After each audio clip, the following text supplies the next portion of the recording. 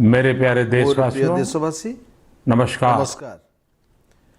आमे समस्ते जानिछु आज मेजर ध्यानचंद जींकर जन्म दिवस आउ आम देश तांको स्मृति रे यहाकु मध्य जातीय क्रीड़ा दिवस भावे पालन करिथाई। मु भाबुथिली जे बोधुए ये समय रे मेजर ध्यानचंद जी को आत्मा जोठी भी थाउ ना कहीं अत्यंत आनंद अनुभव करुथिबो, कारण विश्व रे भारतीय हॉकी को विजय पथरे अग्रसर कराइबार कार्य ध्यानचंद जी ही करथिले।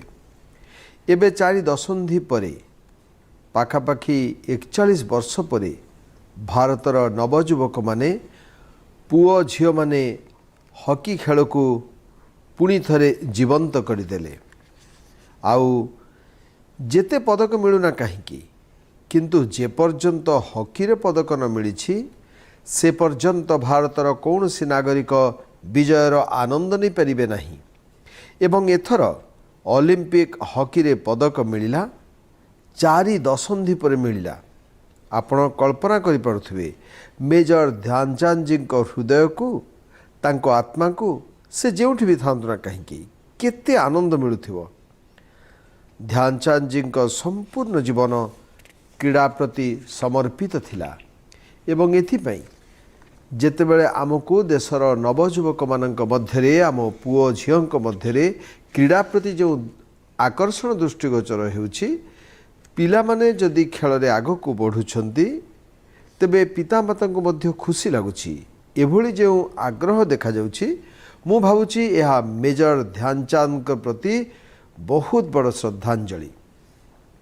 बंधुगण, खेलकूदा कथा पढ़ा मात्रे स्वाभाविक भावे समग्र युवपीढ़ी आम सम्मुख दृष्टि को आसती। आमे जेतेबेले युवपीढ़ी आड़ को निरीखी चाहूँ तेबे सेमानंक मध्यरे केते बड़ परिवर्तन दृष्टिगोचर होउछि। युवक मानकर मन बदली जाइछि। आउ आजिर युववर्ग पुराणा कार्यकलाप को छाड़ी किछि नुआ करने को चाहूँछि, किछि भिन्न धৰণৰ करने चाहूँचंती। आजिर युववर्ग पूर्वरु प्रस्तुत होइथिबा रास्ता रे चलिबाकू चाहू नाही, से नुआ रास्ता तैयारी करबाकू चाहूँछि, अजणा स्थान रे पाद रखिबाकू चाहूँछि। ता पई शिखर भी नुआ, लक्ष्य भी नुआ, रास्ता भी नुआ एवं आकांक्षा भी नुआ। आजिर युवा जदि थरे मनस्थ करिनिए ना तेबे सेतिरे प्राणपणे जुटी जाए, दिन राति परिश्रम करे। आमे देखुछु एबे किछि समय पूर्वे भारत निजर महाकाश क्षेत्र को उन्मुक्त करदेला एवं देखु देखु युवपीढ़ी यही सुजोग को ग्रहण कला एवं यार लाभ उठाइबा निमंते कॉलेज यूनिवर्सिटी विद्यार्थी घरोई क्षेत्र में कार्य करुवा युववर्ग बहु संख्यार आग को आसिले। मोर पूरा भरोसा रही जे आगामी दिन मानकरे आहुरी अधिक संख्यक एभली सैटेलाइट तैयारी हेबो, जहाको आम युववर्ग आम छात्र माने कॉलेज यूनिवर्सिटी लैब रे कार्य करुवा छात्र माने प्रस्तुत करिथिबे।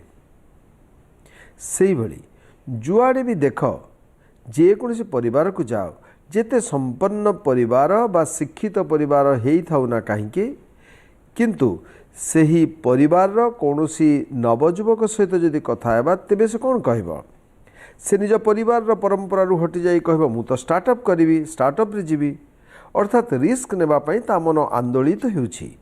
एबे छोट छोट सहर रे मध्य स्टार्टअप संस्कृति विस्तारित हेबारे लागिछि एवं सेथिरे मु देशर उज्ज्वल भविष्यतर संकेत देखि पारुछि। एबे किछि दिन पूर्वे आम देश रे खेलनार चर्चा हेउथिला। देखु देखु जेतेबेले आम युववर्गर ध्यान ए दिग को गला, से माने मध्य सारा दुनिया रे भारतीय खेलनार परिचय किभली सृष्टि हेबो से दिगरे लागिगले। आ सेथिपई से माने नुआ नुआ प्रयोग करुछंती। विश्व रे खेलनार बहुत बड़ बाजार रही, 6-7 लाख कोटी मार्केट।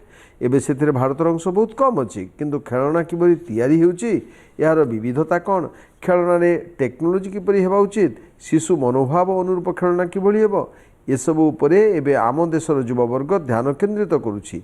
सेथिपई किछि योगदान देबाकू चाहूछि। बंधुगण, आ गोटे कथा, जहाँ मन को खुशी भरी देउछि एवं विश्वास को आहुरी मजबूत करुछि एवं ताहा कौन हेतिबो केबे आपण लक्ष्य करिसेंति कि साधारणतः आम एठारे लोकों को स्वभाव हो जाइथिला ठीक अच्छी जहाँ चलची चली थाउ किंतु मु देखुची मो देशर युव मन एबे सर्वश्रेष्ठ आड़ को निजर ध्यान केंद्रित करुछि सर्वोत्तम करने को चाहूँगी एवं सर्वोत्तम उपाय रे करने को चाहूँगी यह मध्य राष्ट्रर बहुत बड़ शक्ति भावे सामना को आसीबो। बंधुगण एथर ओलंपिक बहुत बड़ प्रभाव सृष्टि करिछि। ओलंपिक क्रीडार समाप्ति परे एबे पाराओलंपिक चली देश को यही क्रीडा जगत जहाँ किछि मिलिला विश्व तुलन में ताहा कम ही पारे किंतु विश्वास सृष्टि पाई तो अनेक किछि हैला। एबे युववर्ग केवल जे क्रीडा प्रति दृष्टि देउछि ता नुहे किंतु से एथि सहित जड़ित संभावना आड़ को मध्य दृष्टि देउछि यार समग्र इकोसिस्टम को अत्यंत सूक्ष्मतार सहित देखुछि यार सामर्थ्य को बुझुछि एवं कौनसी ना कौनसी उपाय रे निजको एथि सहित जोड़िबा को चाहूछि। एबे से पारंपरिक जिनिसरु आग को जाई नूतन शिक्षण को ग्रहण करुछि। आ मोर देशवासी जेतेबेले एते गतिशीलता आसी जाइछि प्रत्येक परिवार रे खेल को नहीं चर्चा आरंभ हो जाइछि आपणी कहतु कौन ये गति को आमे अटकाइबा उचित रोकीदेवा उचित कि आज्ञा ना आपण माने मध्य मो भली चिंता करुथिबे एबे देश रे खेलकूद स्पोर्ट्समैन स्पिरिट किछि भी अटकी जीव नाही। एही गतिशीलता को पारिवारिक जीवन रे सामाजिक जीवन रे राष्ट्र जीवन रे स्थायी करने को हेबो शक्तिशाली करने को हेबो निरंतर नूतन शक्ति रे भरिबा को हेबो। घर हेउ बाहर हेउ गाँ हेउ सहर हेउ सबुआड़े आम खेल पड़िया भरी रहिबा उचित। सब खेले सब खिले आउ आपणकर मन अच्छी ना मु लाल किला कौन कही सबका प्रयास आज्ञा हाँ समस्तंकर प्रयास प्रयास द्वारा ही भारत क्रीड़ा क्षेत्र में से ही शिखर को प्राप्त करि परिबो जार से हकदार। मेजर ध्यानचंद जी भली व्यक्ति माने जो रास्ता देखैछंती सही रास्ता रे आग को बढ़िबा हेउछि आमर दायित्व। बहु वर्ष परे देश रे एभली समय आसीछि जोठी क्रीड़ा प्रति परिवार हेउ समाज हेउ राज्य हेउ बा राष्ट्र एक मन एक प्राण रे समस्ते जोड़ी हेउछन्ते। मोर प्रिय युवा बंधु आमको यह सुजोगर लाभ उठाइबा सहित भिन्न भिन्न प्रकार खेल रे पारदर्शिता हासिल करबा उचित। गाँ गाँ रे क्रीड़ा प्रतियोगिता निरंतर चलिबा उचित। प्रतियोगिता द्वारा ही क्रीडार विस्तार हुए क्रीडार विकास हुए खेलाड़ी मध्य एथिरु बाहरती। आसंतु आमे समस्ते देशवासी यही गतिशीलता को पारु पर्यंत आग को बढ़ाइबा अधिकरु अधिक योगदान देबा एवं सबका प्रयास मंत्र को साकार कर देखाइबा। मोर प्रिय देशवासी आसंता काली जन्माष्टमी महापर्व मध्य रही। जन्माष्टमी यह पर्व अर्थात भगवान श्रीकृष्ण जन्म दिवस। आमे भगवान समस्त स्वरूप सहित परिचित दुष्ट चपल कान्हा ठारू आरंभ करी विश्वरूप धारण करथिबा कृष्ण पर्यंत शास्त्र सामर्थ्य नहीं शस्त्र सामर्थ्य विशिष्ट श्रीकृष्ण पर्यंत कला हेउ सौंदर्य हेउ माधुर्य हेउ सबु क्षेत्र रे कृष्ण रहिछन्ति। किंतु एक कथा मु एथिपई कहूछि जे जन्माष्टमी किछि दिन पूर्वे मु एभली एक रोचक अनुभव दे गति करिछि एवं से कथा आपनको कहवा पई मन हेउछि। आपण मानकर मन थिबो एई मास 20 तारिख दिन भगवान सोमनाथ मंदिर सहित जड़ित निर्माण कार्यर लोकार्पण करा जाइछि। सोमनाथ मंदिर ठारू 3-4 किलोमीटर दूर रे रहिछि भालका तीर्थ। यही भालका तीर्थ हेउछि सेही स्थान जोंठी भगवान श्रीकृष्ण पृथ्वी पृष्ठ रे निजर शेष समय बिताई थिले। एक प्रकार इहलोकर तांकर लीला सेठारे ही संपन्न होइथिला। सोमनाथ ट्रस्ट द्वारा से समस्त अंचलर उन्नति पाई अनेक कार्य चली। मु भालका तीर्थ एवं सेठारे होतिबा कार्य विषय भाबुथिबा बेले मोर दृष्टि एक सुंदर आर्ट बुक उपरे पड़िला। एही पुस्तकटी को मोर आवास बाहर कही जणे मो पाई छाड़ी जाइथिले। सेथिरे भगवान श्रीकृष्ण अनेक रूपर सुंदर सुंदर चित्र मान थिला।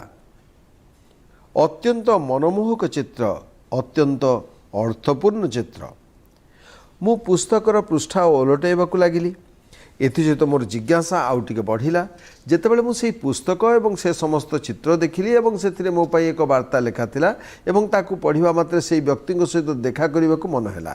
लागिला कि जी एही पुस्तकटी मो पाई घर बाहर रखी चली जाइछन्ती तांकू मु देखा करिबा उचित। सेठु मो ऑफिस रु तांकू संपर्क करागला। परदिन देखा करिबा पाई डकागला एवं आर्ट बुक देखि श्रीकृष्णଙ୍କ भिन्न भिन्न रूपर चित्र देखि मोर जिज्ञासा तांक प्रति बढ़ी जाइथिला। यही जिज्ञासार फलस्वरूप मोर साक्षात है जदुरानी दासीजी सहित। से जड़े आमेरिकीय, जन्म अमेरिकार होइथिला, लालन पालन मध्य अमेरिकार होइथिला। जदुरानी दासीजी इस्कन सहित जड़ित हरे कृष्ण आंदोलन सहित से संपृक्त अछंती एवं तांकर सबुठारु बड़ विशेषता होउची से भक्ति कलारे निपुण। आपण माने जानिथिबे एबे 2 दिन परे सेप्टेम्बर 1 इस्कन रो संस्थापक श्रील प्रभुपाद स्वामीजींकर 125तम जन्मदिवस। जदुरानी दासीजी सेइथिपई भारत आसिछंती। मो सम्मुखरे बड़ प्रश्न थिला जे जहाँकर जन्म अमेरिकार होइछि, जी भारतीय भावना ठारू बहुत दूर रे, से भगवान श्रीकृष्ण एते सुंदर चित्र किभली आंकी पारुछंती। मोर तांको सहित दीर्घ समय धरी कथा होइतिला, किंतु मु आपण मानकु यार किछि अंश सुनाइबाकू चाहूछि। जदुरानी जी, हरे Krishna. I have read a little about bhakti art, but tell our listeners more about it. Your passion and interest towards it is great. So, bhakti art, we have one article in the Bhakti Art Illuminations which explains how this art is not coming from the mind or imagination, but it's from the ancient Vedic scriptures like Brahma Samhita, Venum Karayani Patitam Skalitam Sikanda, from the Goswamis of Vrindavan, from Lord Brahma himself, Ishvara Paramakrishna Sachidananda Vigraha, how he carries a flute, how all of his senses can act for any other sense. And Srimad Bhagavatam, Baraha Bitang Natavaravapum Karneo Karnikaram, everything. He wears a karnikar flower on his ear. He makes the impressions of his lotus feet all over the land of Vrindavan. The cowherd boys sing of his glories. His flute attracts the hearts and minds of all fortunate beings. So everything is from the ancient Vedic scriptures. And the power of the scriptures, which are coming from transcendental personalities and the pure devotees who are bringing it, the art has their power, and that's why it's transformational. It's not my power at all.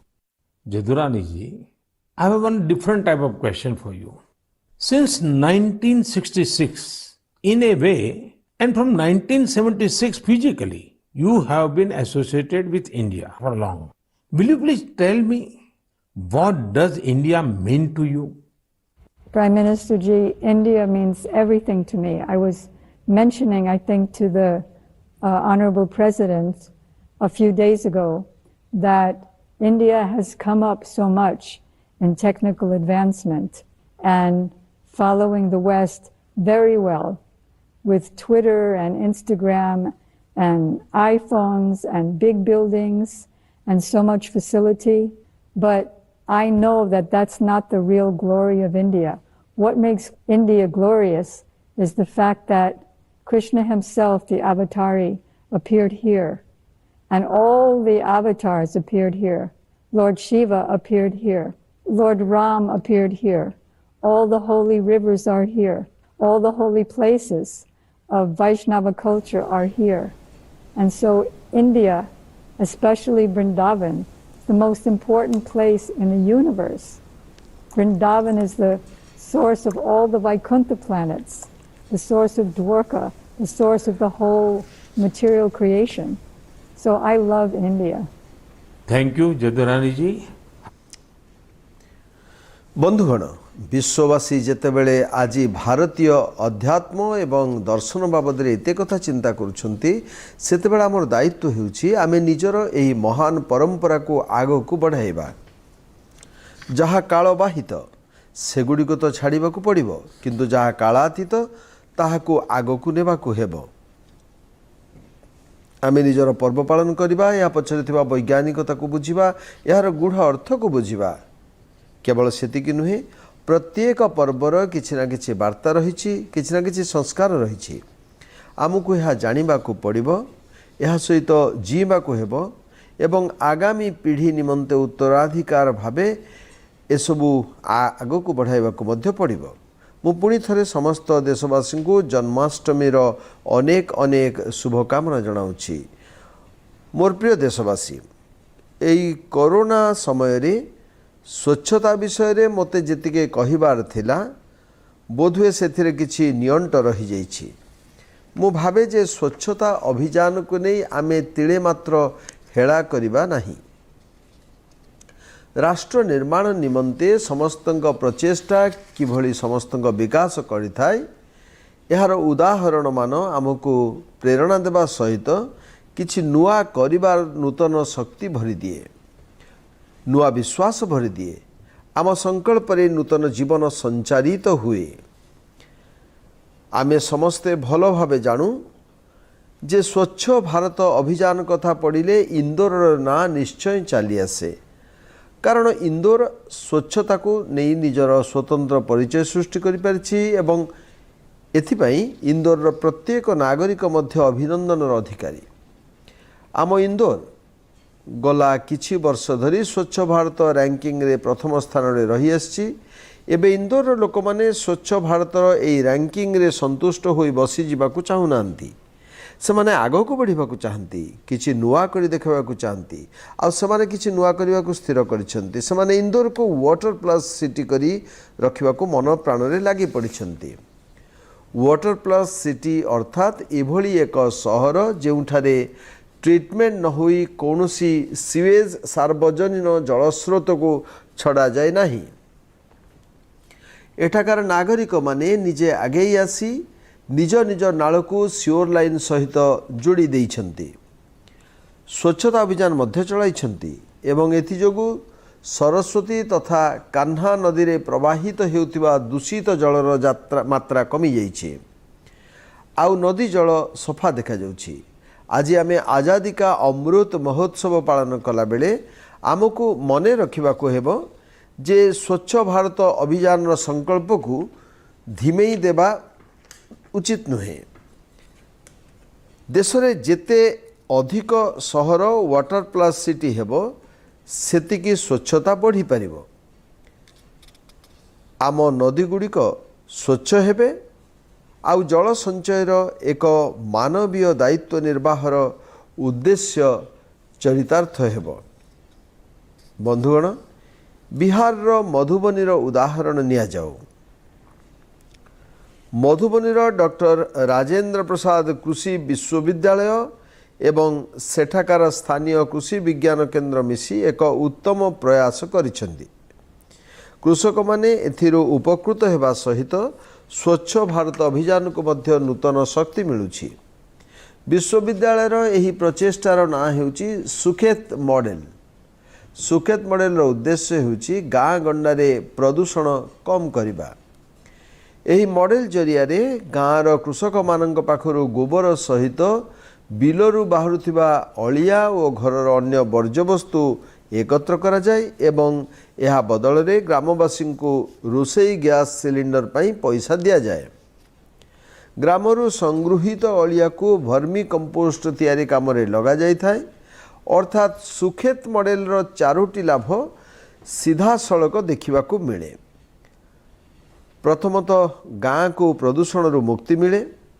द्वितीय रे आवर्जनारू मुक्ति तृतीयतः गाँ लोक gas cylinder पर धन एवं चतुर्थरे गाँव चाषी को जैविक सार मिली थाए। भावी देखिले एभली चेष्टा जो आम गाँव शक्ति केते परिमाण वृद्धि पाइपे। यह ही होची आत्मनिर्भरता। मु देशर समस्त ग्राम पंचायत गुड़ी को कहवाकू चाहे जे एभली किछि करिबा पई सेमाने निश्चय विचार करंतु। बंधुगण, आमे जेतेबेले कोनोसी लक्ष्य नहीं आगे चालू सेतेबेले निश्चित भाव में फल मिली थाए। एबे देखंतु तमिलनाडुर शिवगंगा जिल्लार कांजीरंगाल पंचायत कथा। यही छोट पंचायतटी जहाँ करिछि सेथिरे आपनकु वेस्ट टू वेल्थ रो आउ एक मॉडल देखिबाकू मिलिबो। एही ग्राम पंचायतर लोके मिलिमिशि अलियारू बिजुली उत्पादन निमंते एक लोकल प्रोजेक्ट निज गाँव में लगाई। पूरा गाँ जाकर अलिया एकत्र करी सेथिरु बिजुली उत्पादन होउछि आउ बळका पदार्थ को कीटनाशक भाव में बिक्री कर दिया जाउछि। गाँव रही पावर प्लांट क्षमता होउछि प्रतिदिन 2 टन अलिया निस्तारण। एथिरु तैयारी होउथिबा बिजुली शक्ति गाँव स्ट्रीट लाइट एवं अन्य काम रे व्यवहृत होउछि। एथिजोगु गाँव खर्च बंचा जावा सहित सही अर्थ को अन्यान्य विकास कार्य लगा जाई पारुछि। एबे कहिले देखि तमिलनाडुर शिवगंगा जिल्लार एक छोट पंचायत आम समस्त देशवासी को किछि करिवार प्रेरणा देउछि ना नहीं? यह एक चमत्कार कार्य नुहे कि? मोर प्रिय देशवासी, मन की बात एबे भारतर भौगोलिक सीमा मध्य आबद्ध होई रही नाही। पृथ्वीर कोण अनुकोण में मन की बात को नहीं चर्चा होउछि। विदेश रे रहुथिबा भारतीय समुदायर लोके मध्य मोते मन की बात पई अनेक नुआ नुआ तथ्य देई थांती। आउ बेले बेले विदेश रे होउथिबा अनन्य कार्यक्रम विषय रे मन की बात जरिया रे चर्चा करने को मते मध्य भल लगे। आज मु एभली किसी व्यक्ति सहित आपण परिचय करेबी। हेले प्रथमे मु आपण मानकु एक ऑडियो सुनाइबाकू चाहे, टिके मन दे सुनिबे।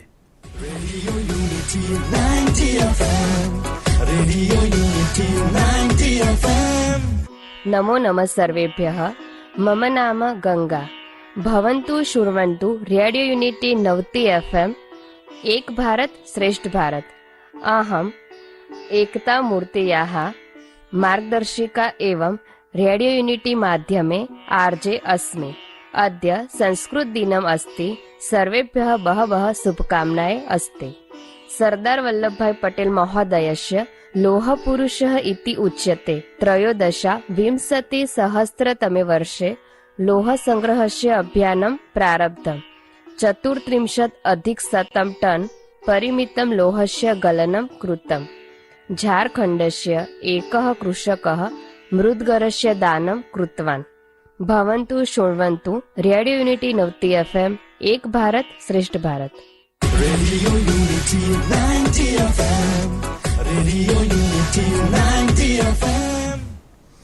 बंधुगण, भाषा तो आपण माने बुझी सारिथिबे।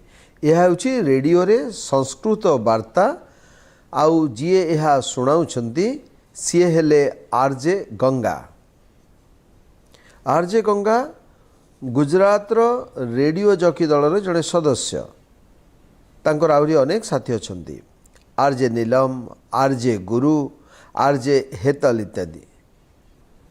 एमाने समस्ते मिसी गुजरातर केवड़िया रे एबे संस्कृत भाषार मानवृद्धि निमंते कार्य करुछंती। आउ आपण माने जानती एई केवड़िया हेउची सेही स्थान जेउठी विश्वर सबुठु उच्च प्रतिमूर्ति आम देशर गौरव स्टैच्यू ऑफ यूनिटी रही। सही केवड़ियार कथा मु कहूची। आउ एमाने जो रेडियो जॉकी अछंती सेमाने एका संगे अनेक भूमिका तुलाई थांती। एमाने गाइड भाव में सेवा देवा सहित community radio radio unity 90 FM मध्य चलाई थांती। एही आरजे माने श्रोता मानक सहित संस्कृत भाषा रे कथा हुंती एवं तांको संस्कृत रे विभिन्न तथ्य देई थांती। आमर संस्कृत विषय रे कहा जाए जे अमृतम संस्कृतम मित्र सरसम सरलम वचः एकता मूलकम राष्ट्रे ज्ञान विज्ञान पोषकम अर्थात आम संस्कृत भाषा सरस और सरल मध्य निज विचार निज साहित्य जरिया संस्कृत ज्ञान विज्ञान एवं राष्ट्रीय एकतार पोषण करिथाय ताकू दृढ़ करिथाय। संस्कृत साहित्य रे मानवता एवं ज्ञानर एभली दिव्य दर्शन रही जहाँ जेकोसी व्यक्ति को आकर्षित करें। यही निकट में मुझे अनेक लोकों विषय जानवा पाई जो माने विदेश में संस्कृत पढ़ाइबार प्रेरणादायी कार्य करुछंती। एभली जड़े व्यक्ति हेले श्रीमान रटगर कोटेनहास्ट जी कि आयरलैंड रे संस्कृत भाषार जड़े जनाशुना विद्वान एवं शिक्षक से सेठारे पिलांको संस्कृत पढ़ाउछंती। आउ एपटे पूर्व दिगरे भारत और थाईलैंड मध्यरे सांस्कृतिक संबंध को दृढ़ करिबारे संस्कृत भाषार महत्वपूर्ण भूमिका रही। डॉक्टर चिरापद प्रपंड विद्या एवं डॉक्टर कुसुमा रक्षामणि ये दुहे थाईलैंड रे संस्कृत भाषार प्रचार प्रसार निमंते महत्वपूर्ण दायित्व निर्वाह करुछंते। सेमाने थाई भाषा और संस्कृत भाषार तुलनात्मक साहित्य मध्य रचना करिछंती। एभली आउ जणे प्रोफेसर हेले श्रीमान बोरिस जैखारिन से रूस रो मस्को विश्वविद्यालय रे संस्कृत पढ़ाती। से अनेक पुस्तक एवं अनुसंधानात्मक पत्र प्रकाशित करिसेंते। से संस्कृत अनेक पुस्तक रूस भाषा रे अनुवाद करिसेंते। एही भली ऑस्ट्रेलिया रो सिडनी संस्कृत स्कूल मध्य से भली एक प्रमुख संस्था जोंठी विद्यार्थी मानक संस्कृत पढ़ा जाय थाए। यही स्कूल पिलांक पई संस्कृत व्याकरण कैंप संस्कृत नाटक संस्कृत दिवस आदि कार्यक्रम मध्य आयोजित करिथाय। बंधुगण विगत दिन मानकर जो प्रचेष्टा होईछि सेतिबे संस्कृत को नहीं नूतन जागरण सृष्टि होईछि। एबे समय आसीछि ए दिगरे आमे निजे प्रचेष्टा आहुरी बढ़ाइबा आम ऐतिह्य को रक्षा करिबा याको संभाली रखिबा एवं आगामी दायाद मानक हस्तांतर करिबा यह आम समस्त कर्तव्य एवं भविष्यत पीढ़ीर अधिकार। एबे समय आसी जाइछि आमे समस्ते ए दिगरे आहुरी प्रचेष्टा करिबा। बंधुगण आपण जदि एभली काम करुथिबा कोनोसी व्यक्ति विषय जानती ताहले सोशल मीडिया सहित हैशटैग सेलिब्रेटिंग संस्कृत रे एहाकू दयाकरी शेयर करंतु।